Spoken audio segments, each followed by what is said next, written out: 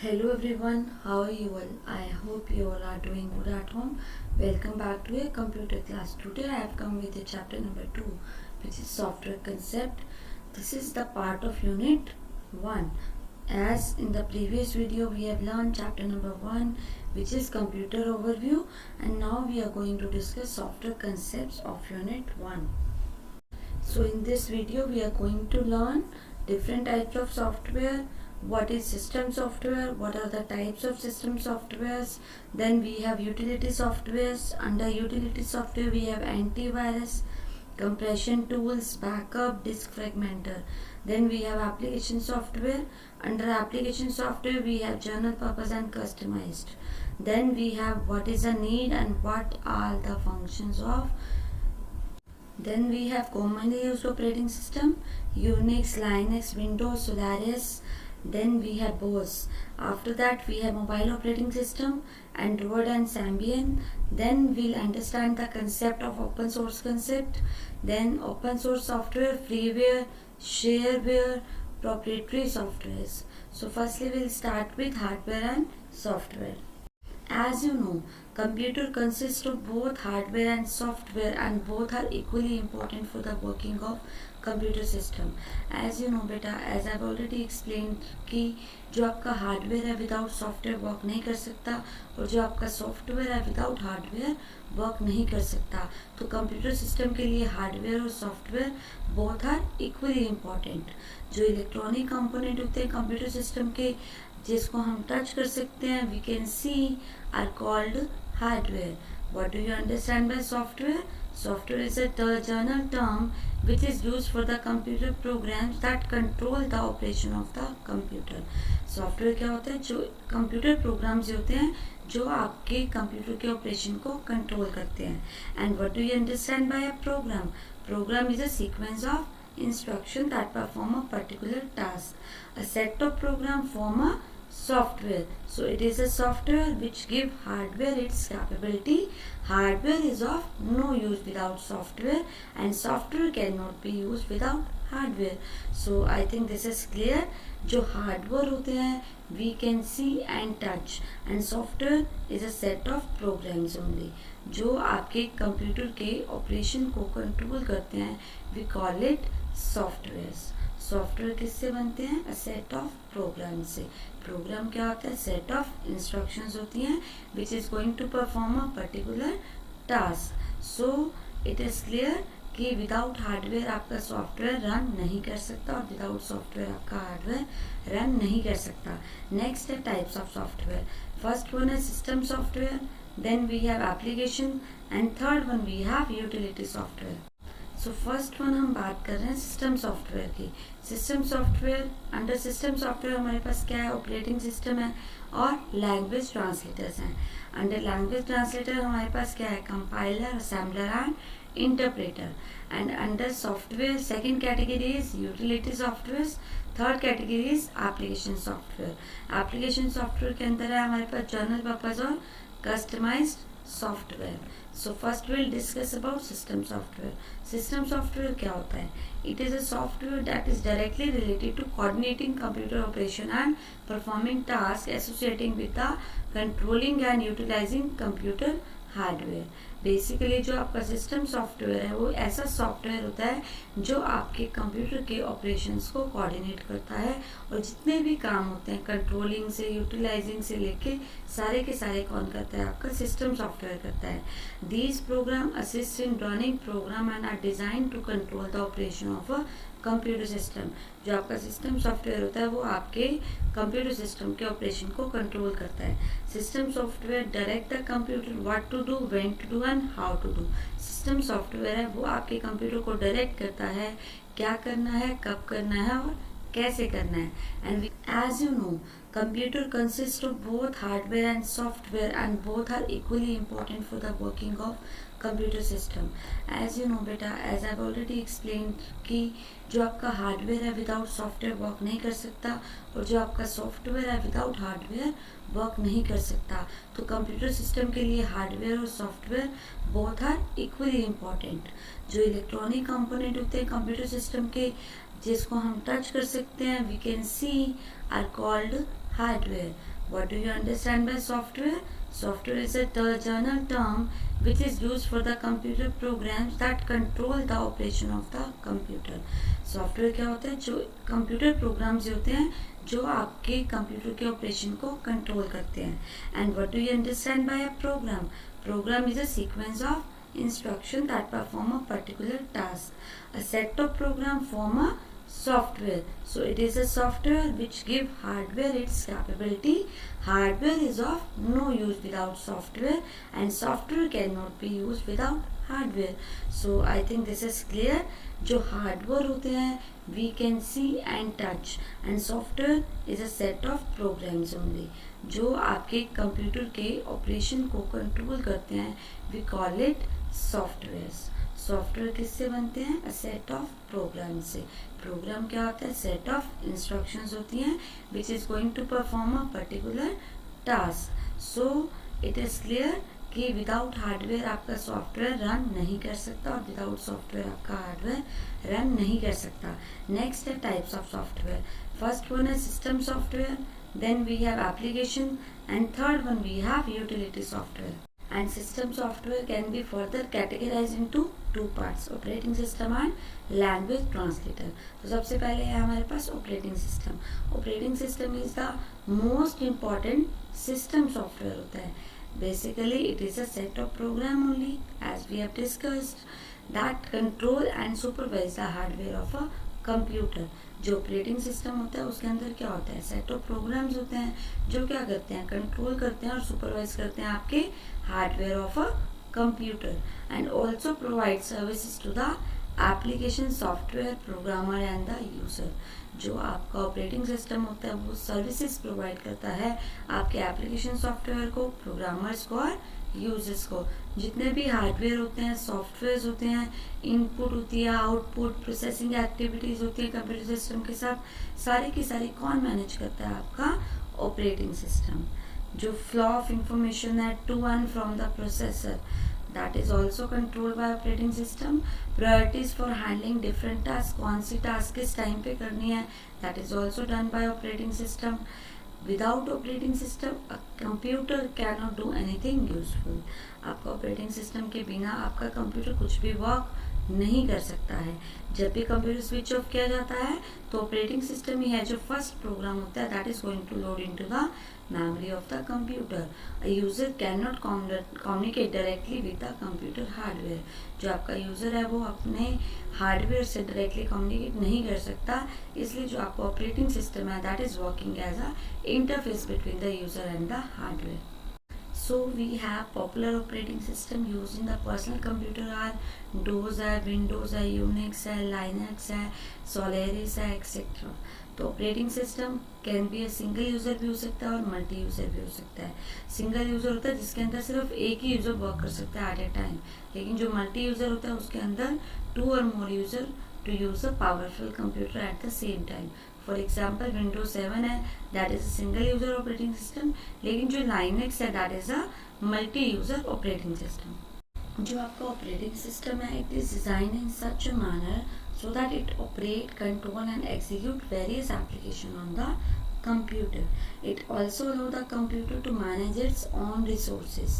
जैसे मेमोरी है, मॉनिटर है, कीबोर्ड है, प्रिंटर है, इन सबको कैसे मैनेज करना है that is also done with the help of operating system only. Our choice of operating system therefore depend to great extent on the CPU and the other attached devices and the application we want to run. The operating system control the various system hardware and software resources and allocate them to users or program as per the requirements. Next हम बात करेंगे what is the need for an operating system. Operating system की need क्या है? Operating system provide a platform on top of which other program called application can run. जो आपका operating system होता है वो एक प्लेटफॉर्म होता है जिसके ऊपर जितने भी एप्लीकेशन प्रोग्राम्स हैं वो रन कर सकते हैं. As discuss before it is a interface between the computer and the user. It is design in such a manner, ये इस तरह से डिज़ाइन किया जाता है कि ये operate, control and execute various application on the computer. जो आपका ऑपरेटिंग सिस्टम होता है वो सारे के सारे हार्डवेयर हैं, सॉफ्टवेयर रिसोर्सेज हैं, सबको कंट्रोल करता है एंड एलोकेट करता है यूजर्स को और प्रोग्राम को as per the requirement. So I think need of operating system is clear. Next we have functions of an operating system. Operating system has a variety of functions to perform. Some of the prominent function of operating system can be broadly outlined as: first one is processor management. What do you understand by processor? This deals with the management of the CPU. As you know, CPU is central processing unit. Operating system take care of allotment of CPU time to different processes. This is called scheduling. जो आपका operating system होता है वो किसकी take care करता है? Allotment of CPU time. जितने भी प्रोसेसेस एग्जीक्यूट होने हैं उनको जो टाइम अलॉटमेंट होना है that is also done with the help of operating system. And what we call this process is scheduling only. We have two types of scheduling technique that are employed by operating system. First one है priority scheduling and second one we have round robin scheduling. So first one we have priority scheduling. What do you understand by priority? Means जो आपका CPU का time है according to the priority assign होता है हर एक task को. जिस task की जिस प्रोग्राम की प्रायोरिटी हाई होती है उसको CPU टाइम पहले देता है before a program with the lower priority. जिस प्रोग्राम की प्रायोरिटी लोअर होती है वो बाद में एग्जीक्यूट होगी, जिसकी हायर होती है वो पहले एग्जीक्यूट होगी. CPU एग्जीक्यूट करेगा टास्क को जब तक कि वो कंप्लीट नहीं हो जाती. और अदरवाइज कोई अगर बीच में इंटरप्ट रिक्वेस्ट आ जाती है तो क्या करता है operating system has to stop the current task due to unavoidable job request. कोई ऐसी हैंस जो टाइम शेयरिंग ऑपरेटिंग सिस्टम है that is very useful in the network environment because each user is allowed to share the network resources. तो this is all about your round robin scheduling and your priority scheduling.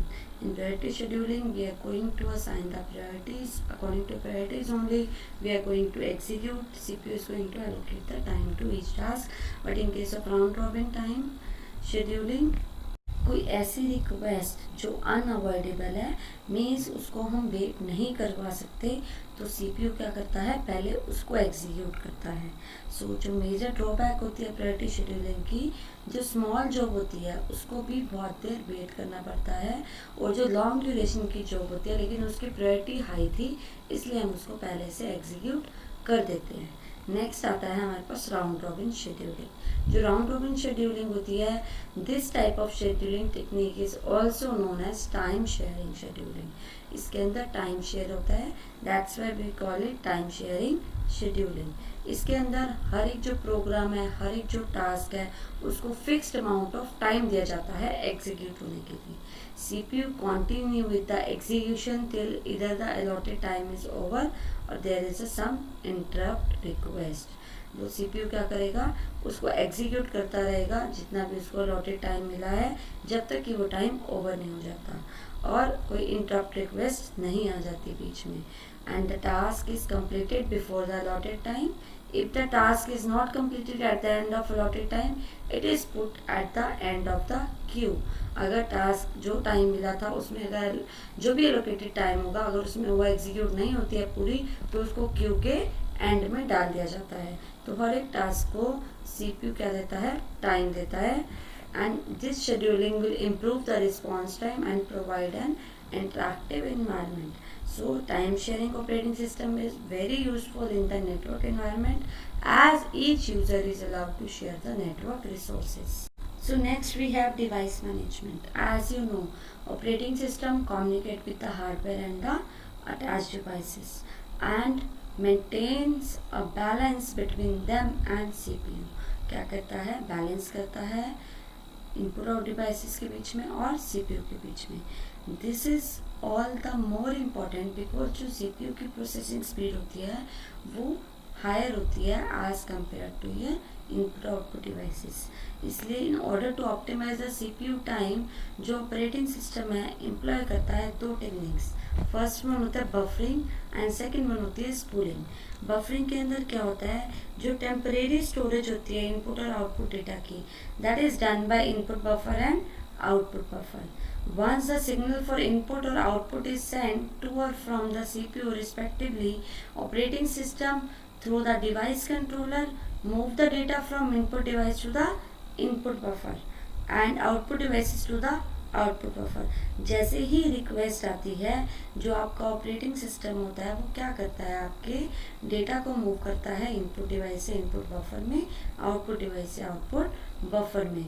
जब signal send किया जाता है, operating system क्या करता है, respective जो device controllers हैं उसमें डेटा को शिफ्ट कर देता है। The program does not wait, rather it return to the processing. इस केस के अंदर प्रोग्राम को वेट नहीं करनी पड़ती है और वो प्रोसेसिंग कर सकता है। इन केस ऑफ इनपुट, अगर आपका बफर फुल हो जाता है, ऑपरेटिंग सिस्टम एक सिग्नल सेंड कर देता है प्रोग्राम को, जो क्या करता है, प्रोसेस करता है डेटा स्टोर्ड इन बफर। जब बफर एम्प्टी होता है तो जो प्रोग्राम होता है इन्फॉर्म करता है ऑपरेटिंग सिस्टम को, क्या करेगा, रीलोड करेगा बफर को and the input operation continue. और इसी तरह जो आउटपुट के लिए होता है, जब प्रोग्राम एग्जीक्यूट होता है टू डिस्प्ले द आउटपुट, ये बफर को फिल करता है, इन्फॉर्म करता है ऑपरेटिंग सिस्टम को। Operating system empties the buffer by sending data to the output device. तो आउटपुट डिवाइस में डेटा सेंड करने के बाद जो आपका आउटपुट बफर है वो एम्प्टी हो जाता है। इन द मेन टाइम जो प्रोग्राम्स होते हैं that fill the another buffer, this technique is called overlap processing. This is because while the operating system reload one buffer, the executing program does not stop as it be able to receive fill data from buffer. Hence, जो time sharing operating system है, that is very useful in the network environment because each user is allowed to share the network resources. So this is all about your round robin scheduling and your priority scheduling. In priority scheduling, we are going to assign the priorities. According to priorities only, we are going to execute. CPU is going to allocate the time to each task. But in case of round robin scheduling, हर प्रोग्राम, हर task को fix time दिया जाता है execute होने के लिए। जितना टाइम दिया है उतने वो एग्जीक्यूट होगी एंड अगर वो टास्क जितना टाइम दिया गया है उसमें अगर पूरी एग्जीक्यूट नहीं होती है तो फिर उसको क्यू के एंड में शिफ्ट कर दिया जाता है so that it is going to execute at last. Next we have spooling. Spooling क्या होता है, simultaneous peripheral operation on line. This is a device management technique used for processing of different tasks on the same input and output device. This technique is called overlap processing. This is because while the operating system reload करता है एक buffer को, execution होता है जो programme का वो stop नहीं होता है because it is able to retrieve your data from another buffer. So next we have memory management. In computer, CPU and input output devices interact with the memory as you know. जब भी किसी programme को execute होना होता है, it is going to load into the main memory. जब तक कि उसका एग्जीक्यूशन कंप्लीट नहीं हो जाता, उसके बाद मेमोरी स्पेस को फ्री कर दिया जाता है and it is available for other programs. ठीक है, so next we have spooling. Spooling simultaneous peripheral operation online. ये एक ऐसी डिवाइस मैनेजमेंट टेक्निक होती है that is used for processing of different task on the same input and output device. इसमें क्या होता है, for example there are various user on network जो सेम प्रिंटर को शेयर कर रहे हैं। At one point of time more than one user might give the print. ऐसा होता है ना कि जब नेटवर्क में डिफरेंट यूजर्स हैं, they are going to share the same printer, तो सारे सेम टाइम पे या फिर मोर देन वन, दो यूज़र भी सेम टाइम पे प्रिंटर को कमांड दे सकते हैं। लेकिन जो प्रिंटर की स्पीड है आज का, it is slow as compare to CPU processing. So जो ऑपरेटिंग सिस्टम होता है वो क्या करता है, टेम्परेली आपके डेटा को स्टोर करता है हार्ड डिस्क के ऊपर to which the printer is attach. जो इंडिविजुअल यूजर्स हैं need not wait for the printing process to be complete. और जो ऑपरेटिंग सिस्टम में होता है वो सेंड करता है डेटा को from the hard disk to the printer one by one. So in this way जब आप नेटवर्क के अंदर सिस्टम शेयर करते हो and you are able to share one printer with all the users, so one by one operating system is only responsible for handling this, how it is going to give the command, how it is going to print the document of all the user one by one. First one है हमारे पास partitioning. Partitioning क्या होती है, जिसके अंदर memory को divide करते हैं पार्टीशन ऑफ सेम साइज और different size. This help us to accommodate number of program in the memory. इसकी हेल्प से हम नंबर ऑफ प्रोग्राम्स को अकोमोडेट कर सकते हैं मेमोरी के अंदर। जो पार्टीशन होता है कैन बी फिक्स्ड। फिक्स्ड मतलब it will be same for all the program in the memory. और वेरिएबल, वेरिएबल भी हो सकता है। Memory is allocated when a program is loaded onto the memory. जैसे ही प्रोग्राम लोड होगा मेमोरी के अंदर, मेमोरी उसको एलोकेट कर दी जाती है। जो लेटर अप्रोच जिसके अंदर वेस्टेज, लेस वेस्टेज की मेमोरी की, because in due course of time it may become fragmented. उसके अंदर फ्रेगमेंटेशन का कंसेप्ट यूज होता है। उसके बाद मेमोरी स्पेस को फ्री कर दिया जाता है and it is available for other programs. जो कॉमन मेमोरी मैनेजमेंट टेक्निक्स हैं that is used by operating system are partitioning and virtual memory. So next we have virtual memory. It is also a technique जो operating system use करता है by virtue of which the user can load the program. User क्या करता है, programme को load करता है जो लार्जर साइज के होते हैं main memory of the computer से। इसके अंदर प्रोग्राम एग्जीक्यूट होता है even if the complete program is not loaded into the memory. Program फिर भी एग्जीक्यूट होता है जब चाहे वो मेन मेमोरी के अंदर लोड नहीं कर सकते due to its size. Operating system क्या करता है, डिवाइड करता है मेन मेमोरी को इक्वल साइज के पेजेस के अंदर। जो पार्ट होता है प्रोग्राम का that reside in the main memory we call it active set, और जो रेस्ट पार्ट होता है that we store in the secondary storage device in the form of tracks, sectors और block with the help of page map table। जो operating system होता है वो क्या करता है, which page of the main memory storing which block of the secondary memory, वो क्या करता है जो भी उसको चाहिए वो कहाँ पे मेन मेमोरी में ले जाता है which whatever part is used for execution। सो इसके अंदर जो ऑपरेटिंग सिस्टम होता है वो मेन मेमोरी को इक्वल साइज के पेजेस के अंदर डिवाइड कर देता है, और जो पार्ट ऑफ प्रोग्राम होता है that reside in the main memory we call it active set. जो रेस्ट होता है that is in the secondary storage device which is in the form of tracks, sectors और ब्लॉक्स। में एक next concept आता है हमारे पास page map table. With the help of page map table जो ऑपरेटिंग सिस्टम होता है वो क्या करता है, track of which page of main memory is storing which block of secondary memory। मतलब जो भी पेज मेन मेमोरी का है वो सेकेंडरी मेमोरी का कौन सा ब्लॉक स्टोर करता है। इसके लिए हम यूज करते हैं virtual address which is going to map either to the main memory और the secondary memory. So virtual memory की हेल्प से we are able to allow more program और larger program to be executed in the main memory leading to the efficient memory utilization. तो जो भी programme आपके main memory के अंदर load नहीं हो सकते due to its bigger size we are able to use for this virtual memory. means we are going to use the concept of secondary storage device where we are going to store our data in the form of tracks and sectors। ठीक है, और main memory को हम pages के अंदर divide कर देते हैं और पेज मैप टेबल की हेल्प से ऑपरेटिंग सिस्टम आपके डेटा का ट्रैक कर सकता है। कौन सा जो पेज में है मेन मेमोरी का पेज है, कौन सा सेकेंडरी मेमोरी के ब्लॉक पे मैप होता है, this we can do it. So next we है file management. Operating system manage करता है फाइल को, फोल्डर को, डायरेक्टरी को कंप्यूटर के अंदर। जो भी डेटा होता है कंप्यूटर के अंदर that is stored in the form of files and जो ऑपरेटिंग सिस्टम होता है क्या करता है, keep information about all of them. We call it file allocation table. जो फैट होती है जैसे फाइल एलोकेशन टेबल वो क्या इंफॉर्मेशन स्टोर करती है, फाइल का नेम क्या है, टाइप क्या है, whether the file is text type और बाइनरी, उसका साइज क्या है, उसका स्टार्टिंग एड्रेस क्या है, उसका एक्सेस मोड क्या है। एक्सेस मोड के अंदर आता है सिक्वेंशियल फाइल है या इंडेक्स्ड फाइल है, सिक्वेंशियल है, डायरेक्ट है या फिर रिलेटिव है। जो फाइल मैनेजर होता है ऑपरेटिंग सिस्टम का वो हेल्प करता है क्रिएट करने के लिए, एडिट करने के लिए, copy, allocate memory to the files and also update the FAT, that is file allocation table। तो operating system also take care that the files are opened with proper access right to read or edit them। तो जो operating system होता है वो सारी take care करता है कि फाइल ओपन हो रही है, उसको जो भी एक्सेस कर रहा है उसके पास क्या परमिशन है, रीड किया या एडिट किया है। तो everything will be handled with the help of operating system only. So next we have types of operating system। First one है मेरे पास सिंगल यूज़र और you can say single task operating system. जो single user operating system होता है, it is used on a stand alone single computer for performing a single task. इसके अंदर stand alone single computer हम use करते हैं एक टास्क को परफॉर्म करने के लिए। ऑपरेटिंग सिस्टम होते हैं जो पर्सनल कंप्यूटर के होते हैं operating system that are single user operating system. Single user operating system होते हैं simple operating system that are design to manage one task at a time. तो इसका एग्जांपल हमारे पास क्या है, MS DOS। This is the example of single user operating system.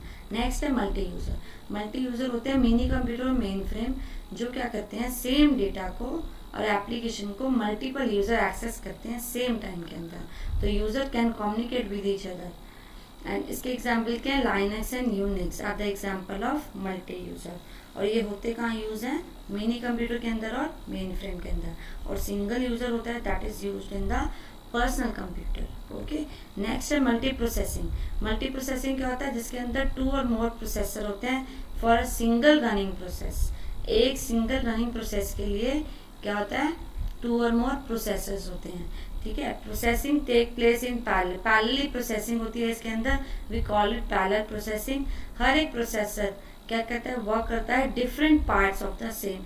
एक ही काम के डिफरेंट पार्ट्स पे कौन वर्क करता है, different processor.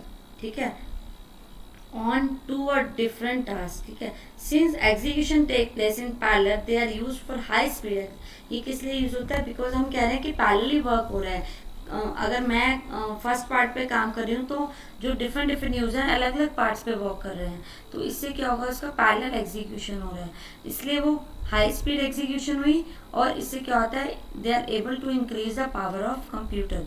We have example of Linux, window and Windows 7 are example of multi processing operating system. So next we have time sharing operating system.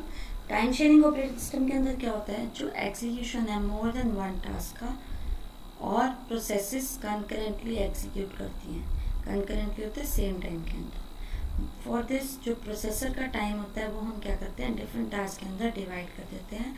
And जो division of time होता है we call it time sharing. जो processor है वो switch करता है rapidly between the processes के बीच में प्रोसेसर है वो स्विचेस करता रहता है, लेकिन after stipulated time is over CPU shift to the next task. जब उसका टाइम हो जाता है तो वो नेक्स्ट टास्क पे शिफ्ट हो जाता है जो उसकी वेट कर रही थी। इस तरह से जो ऑपरेटिंग सिस्टम है वो round robin scheduling technique use करता है, जिसके अंदर system switches rapidly from one user to other. इसके अंदर यूजर एक टास्क से दूसरे टास्क पे स्विच करता रहता है और हर एक यूजर को लगता है कि वो उसी का वर्क कर रहा है, मतलब उसको जो सीपीयू ने टाइम दिया था उसी का वो वर्क कर रहा है। वर्चुअल मेमोरी टेक्निक्स हैं इसके अंदर यूज होती हैं। For example, user can listen to music on the computer while writing an article using a word.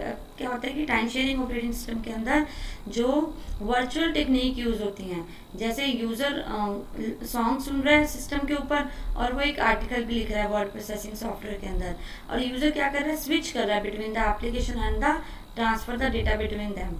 Time sharing operating system क्या करता है, can B A both single user and multi user. तो 95 window है जो आपकी, और जो letter version आए हैं जितने भी विंडो के, वो सारे आपके मल्टीटास्किंग ऑपरेटिंग सिस्टम है। So I think example is clear कि आप सिस्टम के ऊपर म्यूजिक सुन रहे हैं and you are writing the article. तो यूजर क्या करता है, स्विच करता है between the applications and transfer the data between them.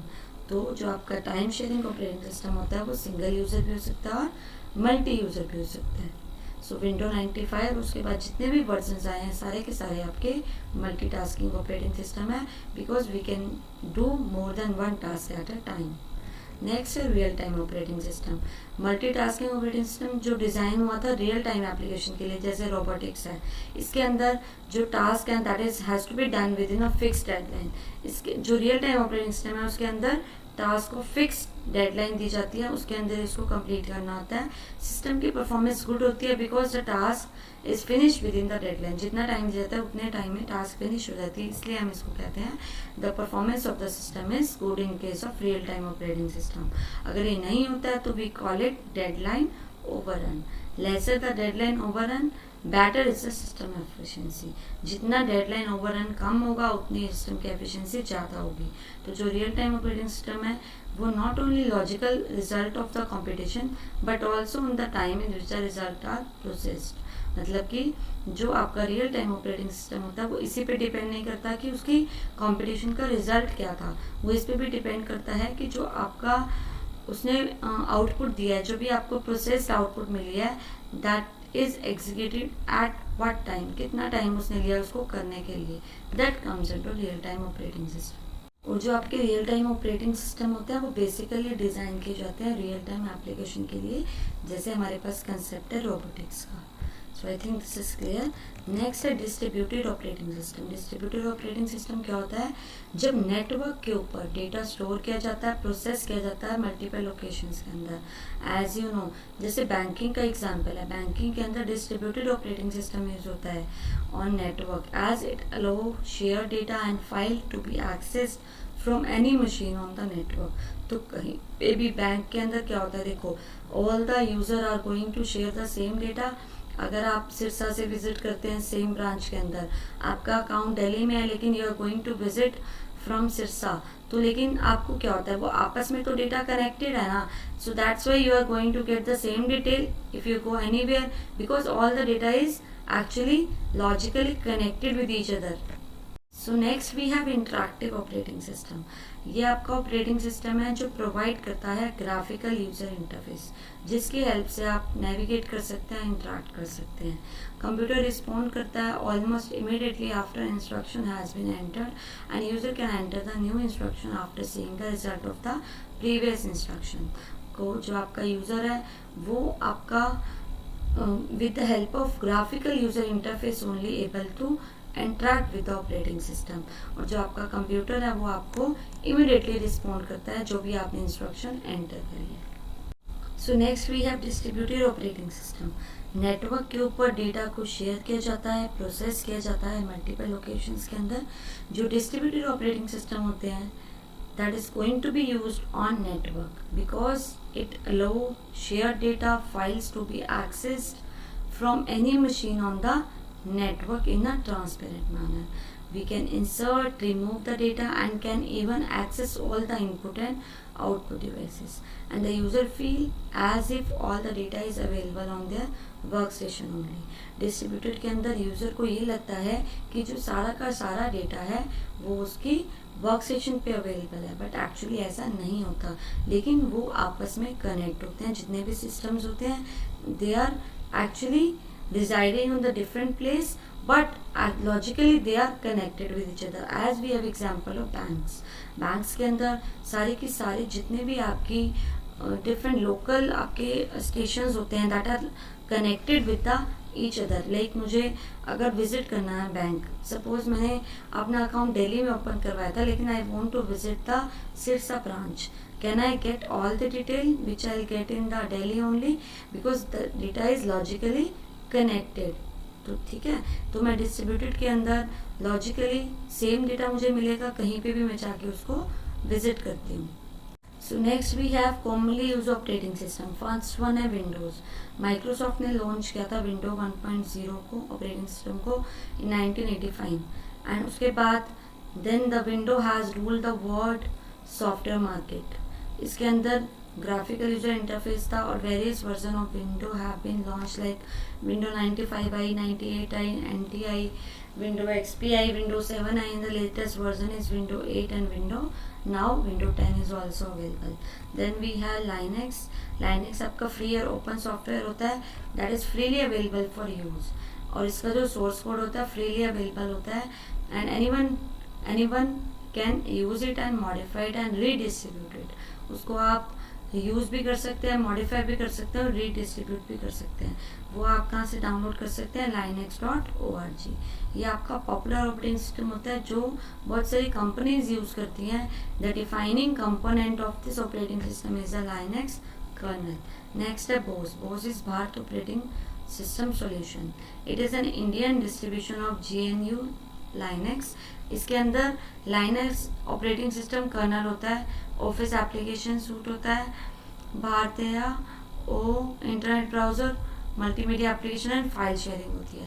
Next है यूनिक्स। यूनिक्स होता है multitasking, multi user, that is developed in 1969 at Bell Labs. ये फर्स्ट ऑपरेटिंग सिस्टम का जो हाई लेवल लैंग्वेज में डेवलप किया गया था, that namely Ch-2 due to its portability, flexibility and power. Unix एक वाइडली यूज यूनिक्स है जो आपका widely being used in network environment के अंदर होता है। यूनिक्स और single Unix specification interface are owned and trademarked by the open group. There are many different varieties of Unix, although they share the common similarity, जो most popular being GNU, Linux, Mac operating system होते हैं।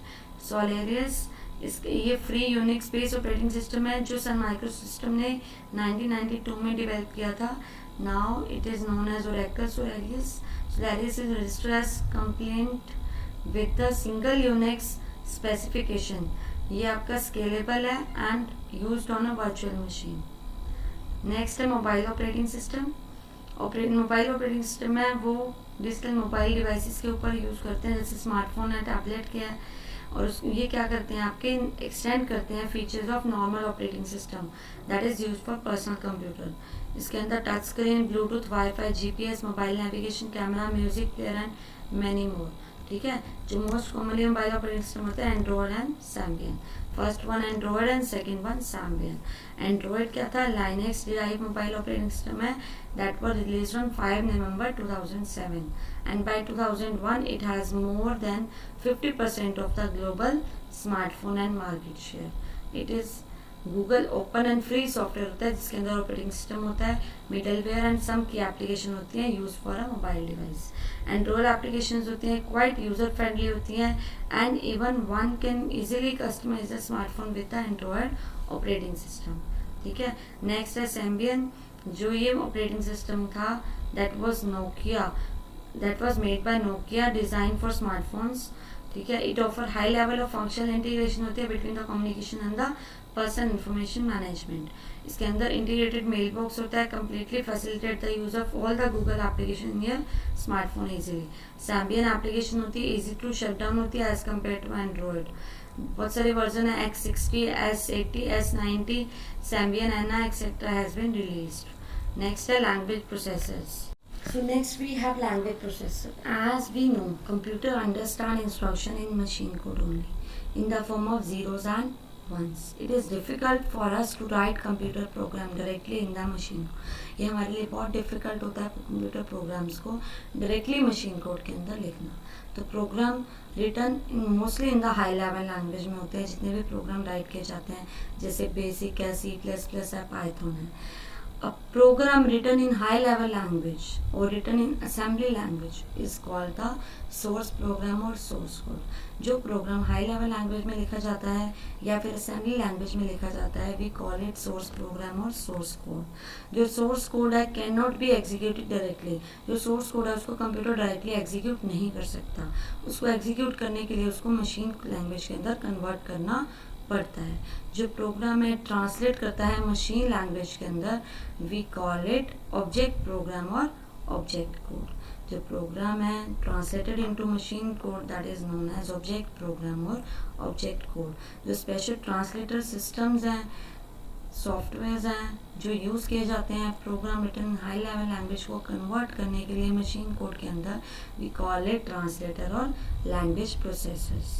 We have 3 type, assembler, compiler and interpreter. Assembler होता है वो क्या करता है आपके प्रोग्राम को जो असेंबली लैंग्वेज में लिखा गया है उसको मशीन कोड के अंदर कन्वर्ट कर देता है।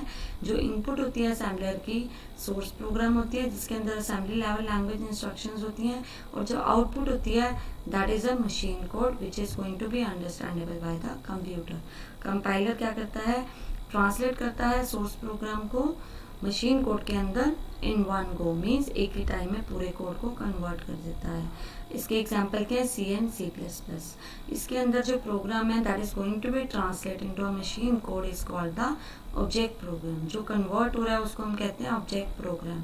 सोर्स कोड होता है that is going to be translate into object code successfully if it is free of error. Source code को हम ऑब्जेक्ट कोड में कन्वर्ट कर देते हैं अगर वो फ्री ऑफ एरर्स है। अगर इसके अंदर एरर है, तो कंपाइलर क्या करता है, एरर शो कर देता है at the end of compilation with the line numbers. Error को रिमूव किया जाता है before the compiler can successfully recompile the source code again.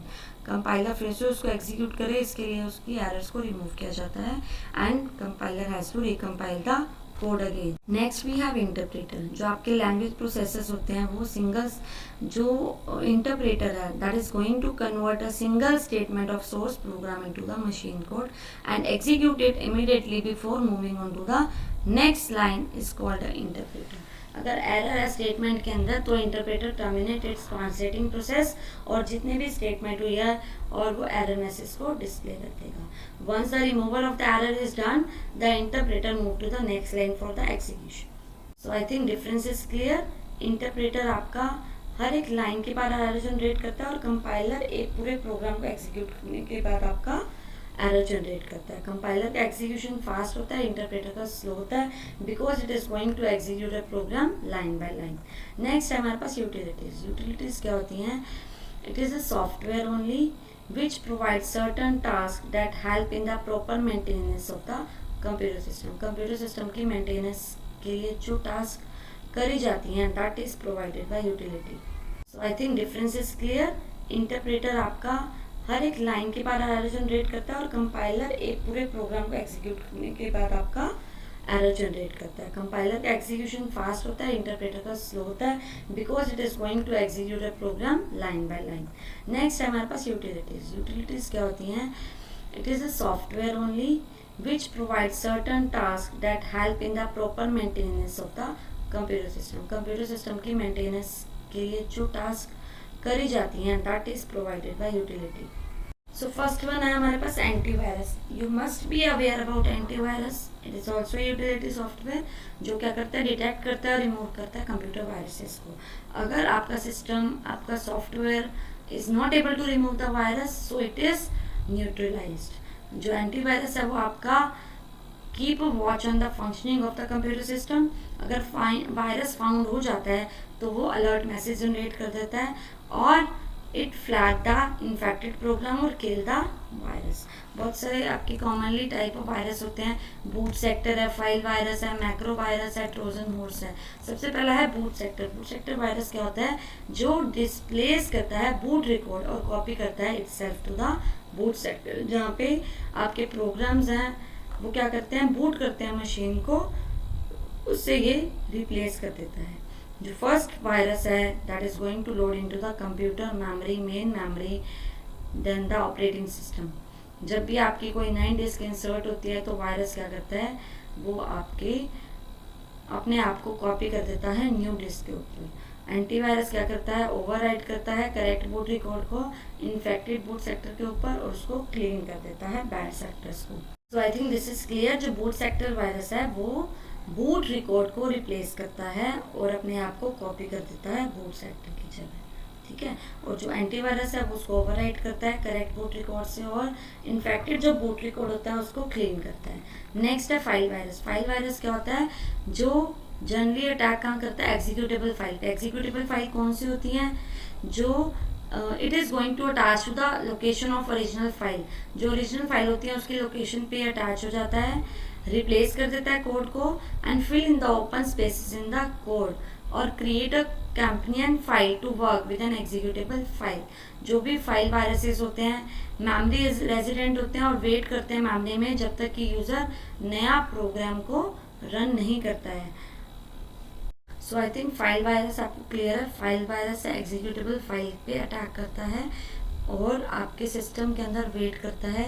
जैसे ही अनदर प्रोग्राम आता है एग्जीक्यूट होने के लिए वायरस अपने आप को रेप्लिकेट कर देता है। नेक्स्ट है मैक्रो वायरस। मैक्रो वायरस क्या करता है, इन्फेक्ट करता है important file called normal dot of MS word. जब तक एप्लीकेशन ओपन है वायरस क्या होता है, एक्टिवेट हो जाता है और जो भी आपके डॉक्यूमेंट की फॉर्मेटिंग है उसको क्या कर देता है, डैमेज कर देता है। And even may not allow editing और सेविंग। और वो ना ही आपको डॉक्यूमेंट में एडिटिंग करने देगा ना ही सेविंग करने देगा मैक्रो वायरस। नेक्स्ट है ट्रोजन हॉर्स।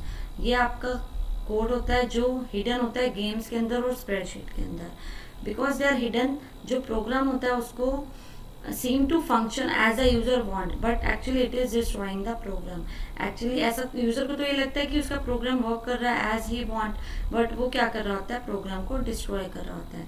ट्रोजन हॉर्स को does not require a host program to embed itself. उसको होस्ट प्रोग्राम की नीड नहीं होती है. ये कंप्लीट प्रोग्राम होता है. इसका ऑब्जेक्टिव क्या होता है, सिर्फ हार्म करना डेटा को.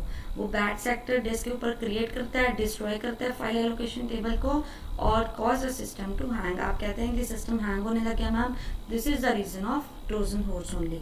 नेक्स्ट है वॉर्म. वॉर्म आपका एक प्रोग्राम होता है जो रेप्लिकेटिंग होता है itself on a computer network के ऊपर आता है. ये इसके अंदर होस्ट की नीड नहीं होती है. ये सेल्फ कंटेन्ड प्रोग्राम होता है जो एक सिस्टम से दूसरे सिस्टम के अंदर ट्रेवल करता है and they are going to generally disrupt the routine services.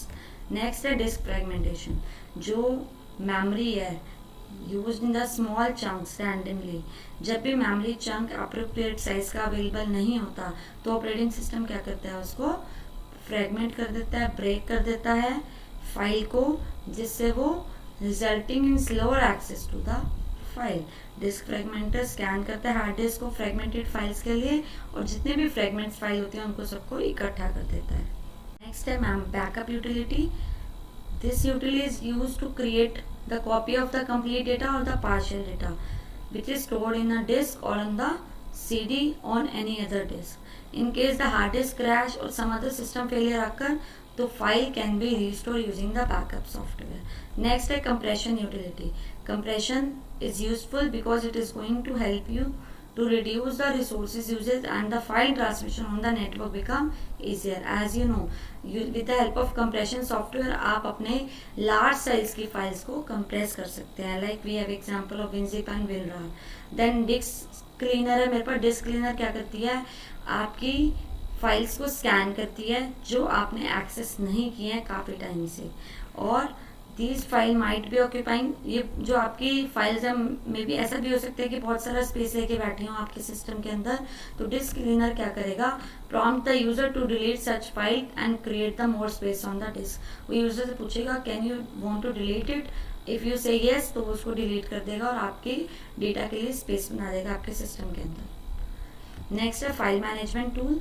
जो आपकी फाइल मैनेजमेंट यूटिलिटी होती है वो storing, indexing, searching and sorting के लिए यूज़ करते हैं हम. जो मोस्ट कॉमनली यूज टूल होता है विंडो एक्सप्लोरर होता है और गूगल डेस्कटॉप होता है इन case of file management. So remaining part of the chapter will cover in the next video. This is all about your today's lesson. Application software, types of application, examples of application we'll discuss in the next video. Thank you everyone.